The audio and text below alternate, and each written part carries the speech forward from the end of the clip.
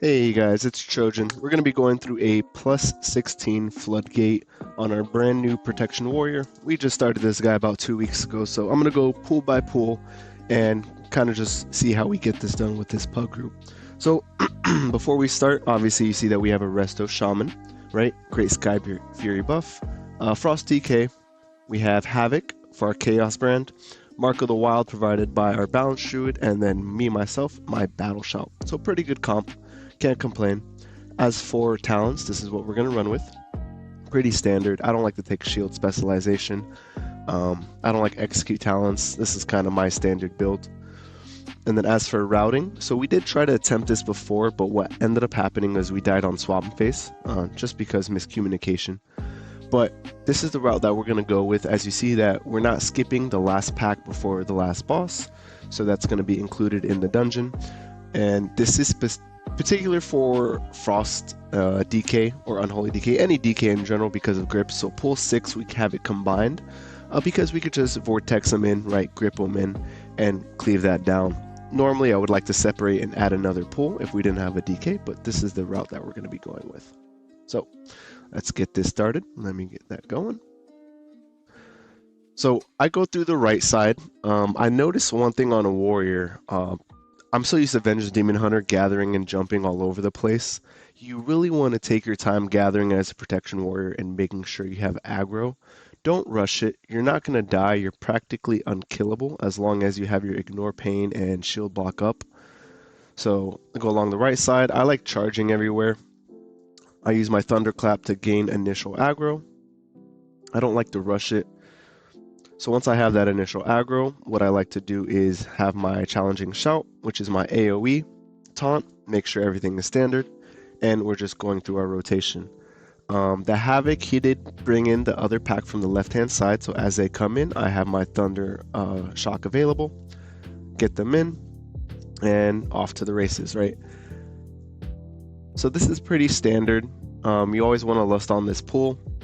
You always want to make sure you have your Shockwave available. At least on a warrior, I noticed this myself. Shockwave is pretty good for stopping those ads that tend to spin everywhere. It's funny too because somebody who just started Prout Warrior, it's such a high action per minute class, even though it's super basic. So you really just want to keep your Ignore Pain up, your Shield Block up, but you want to press it at the right time. You always want to press Shield Slam if it's available, and then you want to press Thunderclap or Thundershock. Those are your main two buttons outside of, your standard Shield Block and Ignore Pain. And you want to use Revenge as long as one of those two other buttons are available. As long as you do that, you don't die, which is pretty neat.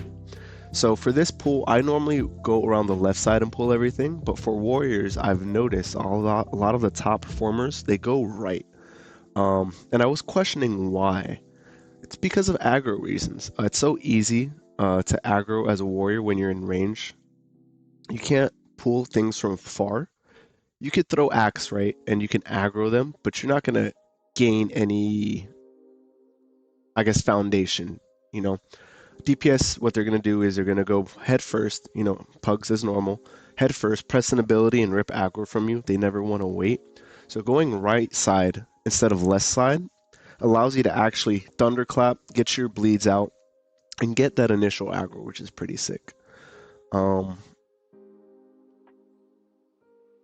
Go through this, it's pretty standard. I like to focus scaffolding. As a Vengeance Demon Hunter, I normally don't like to leave one of my targets because of Wounded Query, right? We like prio damage, but as a Protection Warrior, we don't have that priority damage, which means I could switch target to target. So I go for the scaffolding, I switch to other ones. So you'll see me switching around more often than I normally do. I keep my Shockwave for the windup. The windup usually is when you Fell Nova for Vengeance Demon Hunter. In this case, you Shockwave. Our Shockwave has like a 30-second cooldown if you're talented into it, so use it often. Pugs are never going to really interrupt it. You kind of have to make sure you do it. This pool's standard, right? This never changes, so I'm aiming at the scaffolding. I'm trying to get it down. My group's going to come in.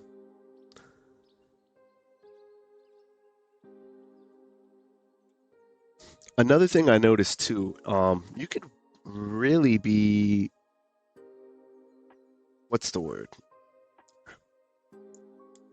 Use your shield wall very often. That's all I'm gonna say. It's something that you always have up, especially on Gather. Warrior is very weak initially, because you don't have rage, right, going into a pool, unless you're chaining, which you always want to be chaining as a warrior. But on those first pools, or coming from a boss, you don't have rage up. Use your shield wall. Don't hold on to it often because you have 2 charges and it's fairly short. With your anger management talent, the more rage that you spend, your avatar and shield wall goes down quite often.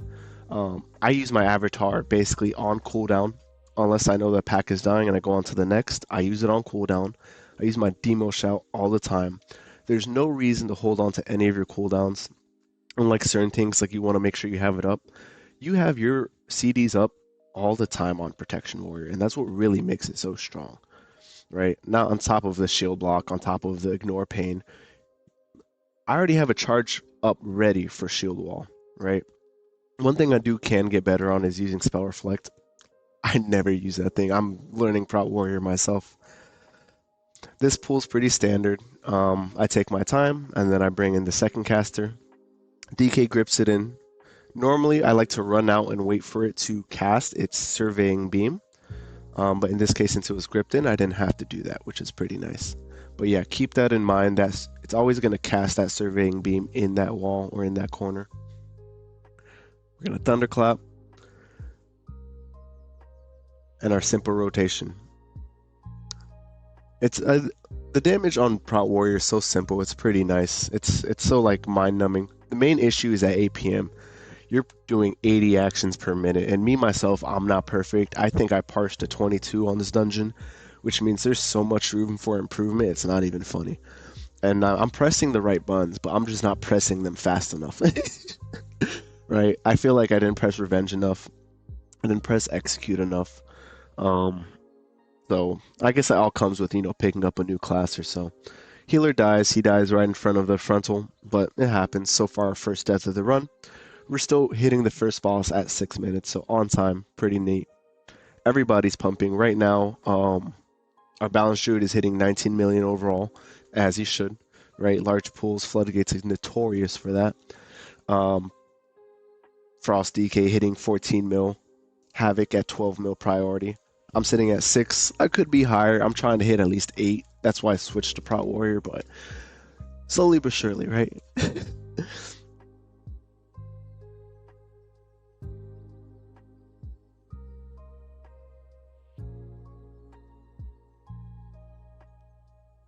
Yeah, so this is going to be standard.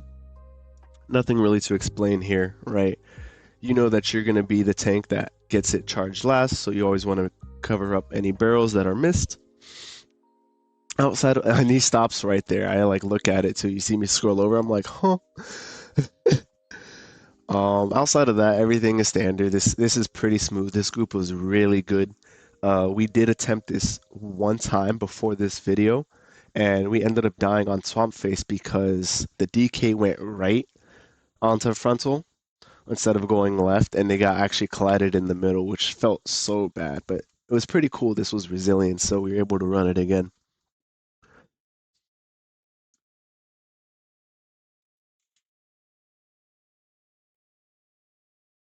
So boom, standard. And then I noticed too as a Prot Warrior, tank busters aren't tank busters unless it's a magic tank buster. Like Big Momma, it hurts, right? Prot Warriors are notoriously being bad against magic damage. But that's why we have our spell reflect. But outside of that, any physical tank busters, you don't really feel it. Have your ignore pain up, have your shield block up.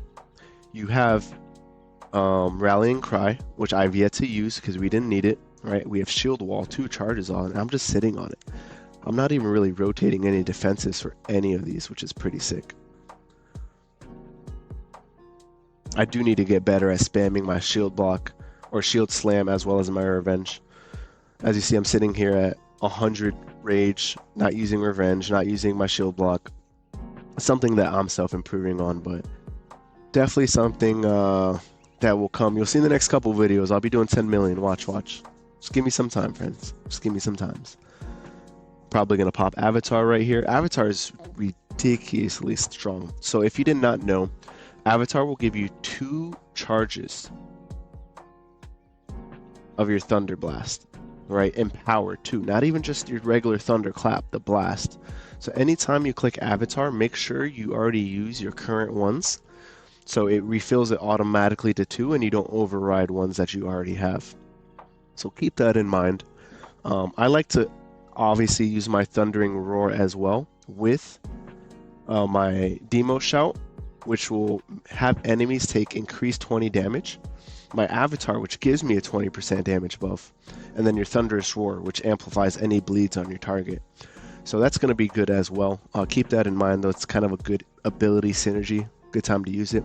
So this pull right here, our Balanced Druid, he roots the target, so the pats stay. I take my time with the aggro, right? Boom. And now I go in. I hit my Demo Shout, my Thunderclap. I'm going to hit my Thunderous Roar, right? Which is going to amplify my bleeds. They're coming in. I hit my Thunderclap, and now we're off to the races. Everything is gripped in. The Druid Vortex. And this pull is usually unique if you have a Death Knight. You're not going to really do this pull if you don't have it. Just because, unless you have some other class that can displace the standstill mobs, the demolition, I don't know if you do. I don't know if you can. I don't know any other class that would. But if you have that ability, then yes, go ahead, do this pull. If not, what I like to do is on the first pull, instead of going right side, I go left side, and then I would just chain these packs in.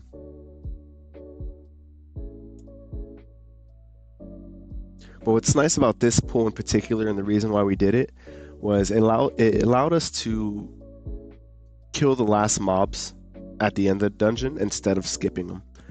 So if you guys haven't known, a lot of the high keys, most tanks and most routes, they're skipping those last 2 with either obviously a Vengeance Demon Hunter and Meld, right, if that's still around, or you actually can buy a Meld pot. There's a lot of groups that really don't know tanks can melt, because that is a new thing, and I don't know why, but yeah, don't forget, you could buy a Meld pot off the auction house and go get that done. So I go grab this mob, delete it into Big Momma. We have Lust up, which is pretty nice. Our DPS are about to have their cooldowns, right? DK has about 15 seconds on his Pillar of Frost. Balanced Druid has his cooldowns available.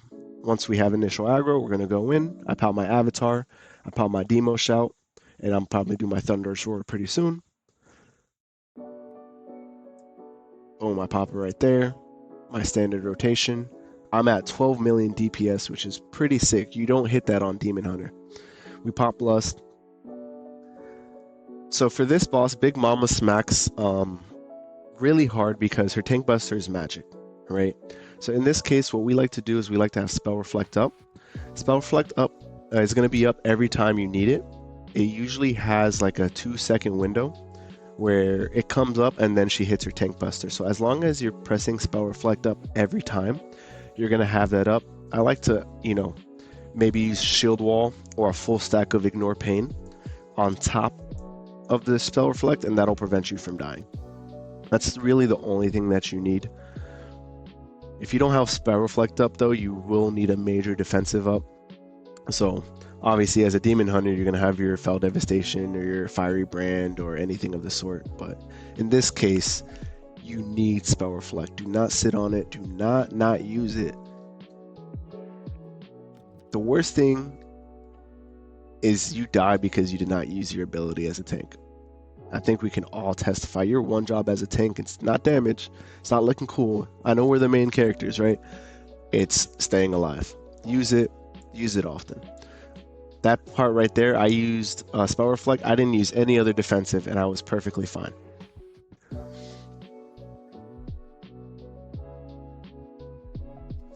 So this pool's getting a little rough, right? We had 2 deaths so far.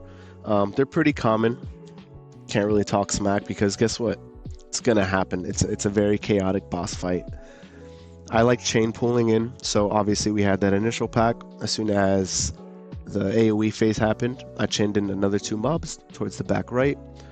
And then once we go into this AoE phase, you're gonna notice that I chained in another 2 mobs just for initial cleave. Havoc, just like Arcane, does more damage to their priority target when they have more mobs around them for fury generation. So keep that in mind.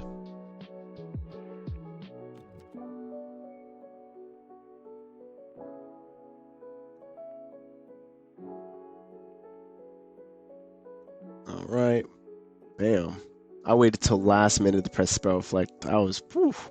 That made me pucker up just watching it. So obviously I throw my axe, they bring them in, I have my avatar, I use my thunderclap immediately, and boom. So right now I'm sitting at about 6 million overall. Well, not overall, 6 million on this boss fight alone. 5.49 million overall. I think on my Demon Hunter, I was about similar, a little bit less. I think I ended at like 4.2 mil overall, so not that far off, but I'm so familiar with that class. That's the only reason.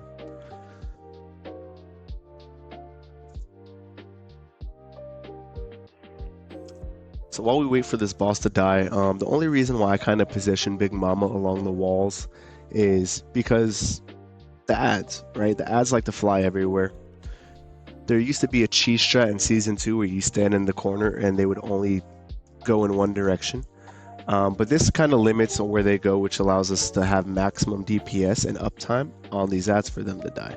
I don't like being towards the end or towards the outward or area, right, with Big Mama, because if the ads take forever to die, she's gonna pop her shield and then you die in turn. So she's about to die. Let's hopefully I'm smart and I don't pop my avatar so I have it for next pull.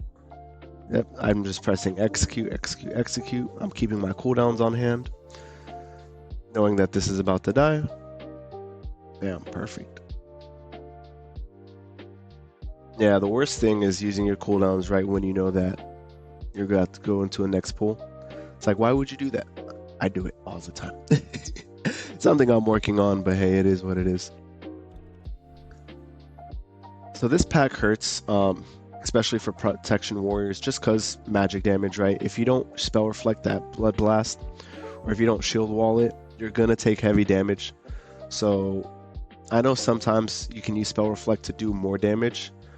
This case, you really just want to save it for that ability in particular. If you don't have it, you're gonna get smacked. Outside of that, this pool is pretty tame. I don't think there's any pressure of you dying as long as you spell reflect the blood blast. Warp blood, keep your ignore pain up, and hopefully your healer keeps you alive. That's the only thing that you really can do.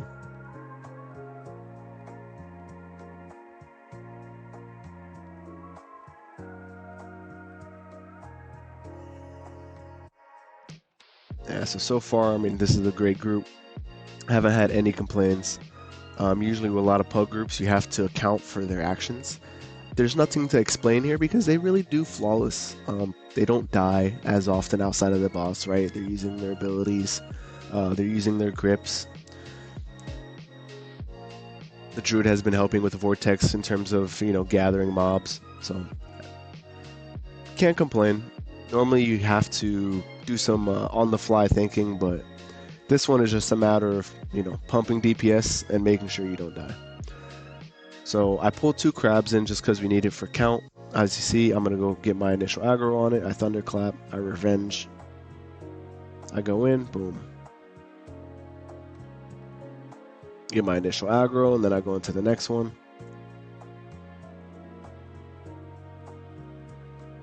Bam, there we go. I'm pulling the mobs back because we obviously started the RP already. Last thing we want to do is ruin this run because we actually pulled Swamp Face with these. I've done it before. It feels bad. It really does.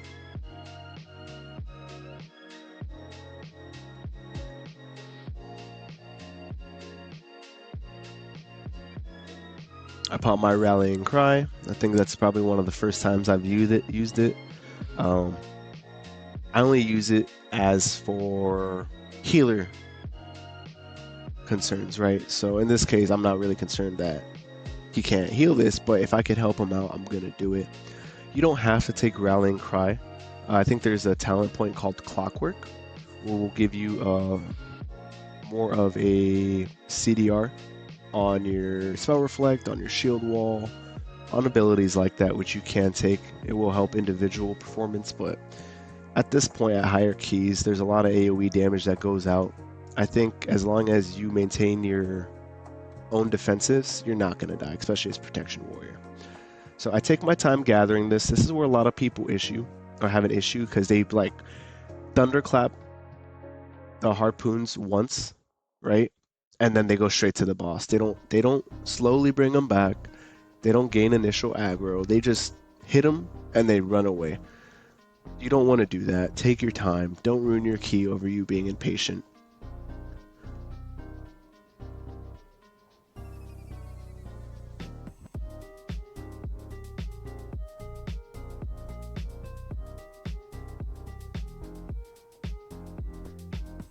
Yeah, so this one, I realized that the tank buster on this boss isn't that bad.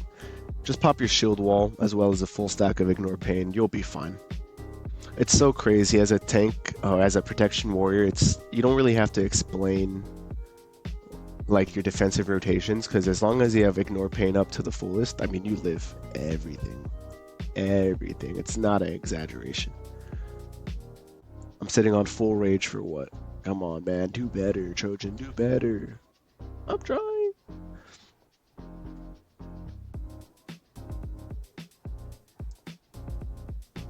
Pop my avatar.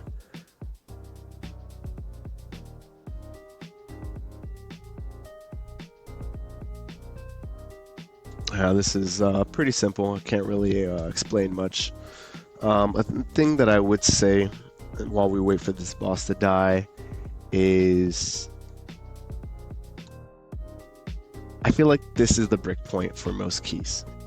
It's either Big Mama, right? It's either the first pull, and if you can't get past the first pull, you're not going to time the key. It is what it is. But it's either Big Mama or it's this part, not the boss itself, right? Unless you don't have a sufficient enough healer, which that may be the case, but it's tagging this boss with ads. I have so many people come up to me and DM me and be like, hey, I tried to pull the harpoons into the boss and we ended up wiping. And listen, if you're pulling in one pack, do what I did. Gain initial aggro, kite them in very slowly, right? Make sure you interrupt all harpoons, and then you're good to go. Now, if you're pulling in the second pack, right, and you need it for count, if you're doing the skip, that's where things can get a little bit tricky, right? In this case, what I would like to do is you can either tag in one of the extra patrols on the third pull and play it near the scaffolding before you go up to the first boss. And if you don't want to do that, at this point, you see how they're walking in and they're close? You would communicate with any of your ranged DPS, in this case would be our balanced druid, to tag them in. Be like, hey, can you tag these in? And what you would do is, as a tank, during the tank buster most likely, right, you would go up and then tag them. You don't want to do it while you're having to rotate left. And that's kind of like a big break point, I guess you could say. Like if I had a heat map of all like the dead spots, this is probably one of the biggest ones. So this pull right here is pretty standard. I can't really complain. You're going to have two spellcasters. As long as you interrupt the two spellcasters, you'll be perfectly fine. I gained my initial aggro. I'm not rushing it. I like to rush it. I'm not rushing it. I've learned better. I'm only repeating that because as somebody who's played this class for 2 weeks, the learning curve is not in the abilities itself, but in the actual gathering. I feel like gathering as a protection warrior is so rough because you have to take your time. But once you gather, you're perfectly fine. I feel like as a Vengeance Demon Hunter for other classes, right, you either have such a high mobility or you can sigil from far, right? You have such a long range on your glaive. You have two different types of sigil, not sigil of flames, but you have sigil of spite. So you could gain so much, threat on a pack from so far away. You can't do that with warrior.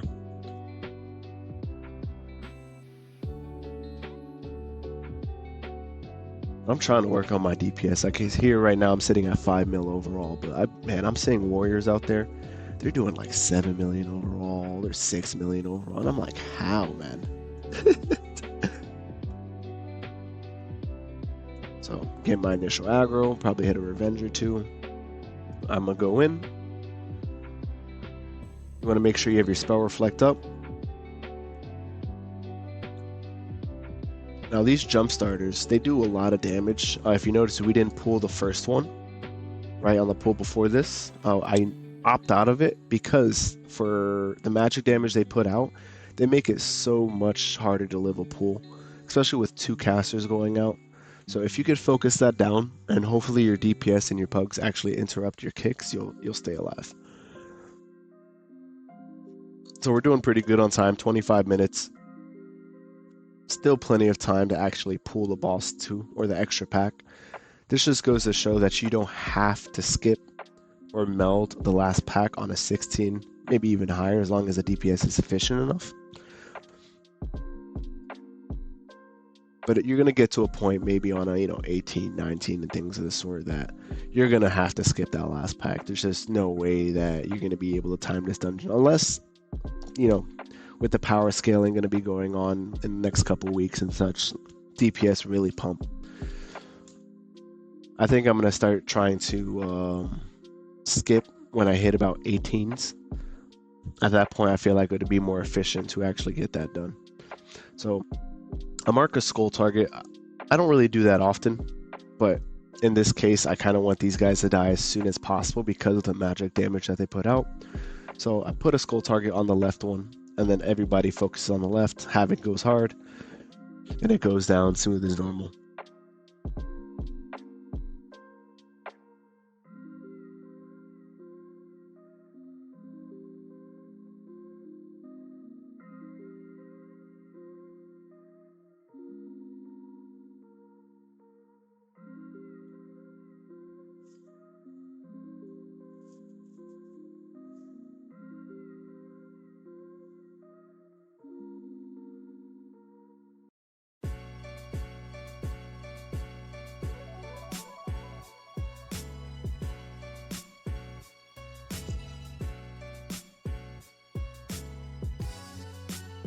Come on, brother, die. We're trying. I'm only doing 2.9 mil DPS. Dude, do better, Trojan. Yeah, I wasn't really happy with my performance this key.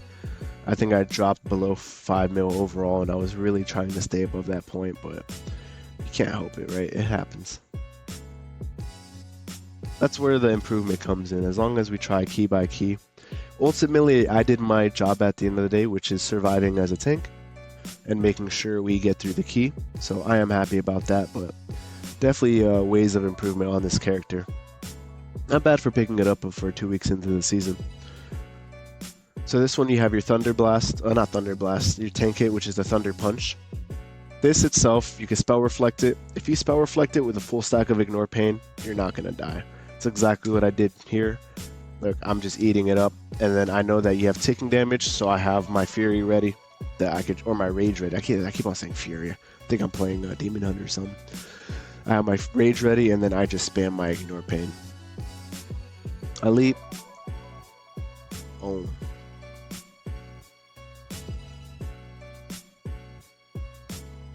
Thunder Punch. I spell reflect as normal. In this case, what I also did was I put Shield Wall.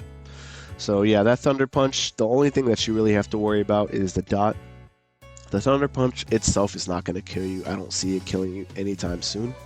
But that dot is what really will hurt you. So if you don't have any defensive up, or you don't have a full stack of Rage, where you can actually dump into Ignore Pain, that debuff will hurt like a woo. So yeah, outside of that, pretty standard. I have Rallying Cry coming up, so I'll probably use that on an AoE phase at some point. So trying to protect my, I'm watching this now and I see that I have full Rage sometimes, and I see like I have procs, and I'm just like, man, why am I not pressing? We have our Druid go down, or our Resto Shaman go down, but we have him up right away. I think he had Incarn, so no issue there. Oh, I remember this part. This part, I get so scared. I think I die. Or not die, but I almost die.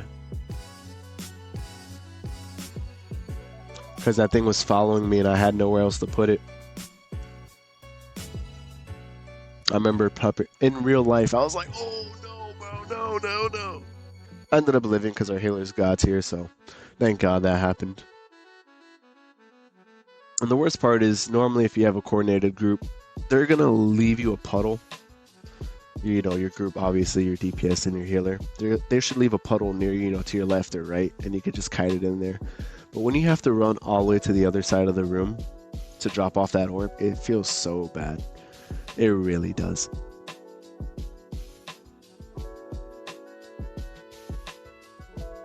Now, fun fact, you can actually meld off the Thunder Punch. As a Demon Hunter, it's way easier because you wouldn't have to consume a pot. But God forbid you don't want to, you know, take the Thunder Punch for whatever reason, right?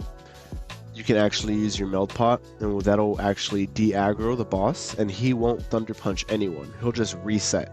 And if you taunt back right away, you'll actually just gain aggro and treat it like nothing has happened. So keep that in mind if you don't want to use your pot or, you know, tempered aggression on this one. But I think it's better just to use your DPS pot and just scatter out your defenses properly, and you'll be fine. Just, you know, some tidbit information until we kill this boss. Outside of that, thank you guys for tuning in. As you see, we time it efficiently. We do it with 1 minute and about 30 seconds left. But I have a Discord below. Feel free to join. You know, I have routes up there. I have weekly routes. I have high key routes. I also have talents for every single key as well, for both warrior as well as demon hunter. So keep that in mind. Ooh, nice. Look, I didn't realize this was my resilient 15 key. On a 16, which is pretty sick. So yeah, I'm about 3,300 now on this warrior. Started about 2 weeks ago, so pretty sick. And we'll be climbing from here. Thank you guys for tuning in. Thank you so much. I will catch you guys around, and have a good day, have a good night, have a good evening, wherever you're at. Goodbye.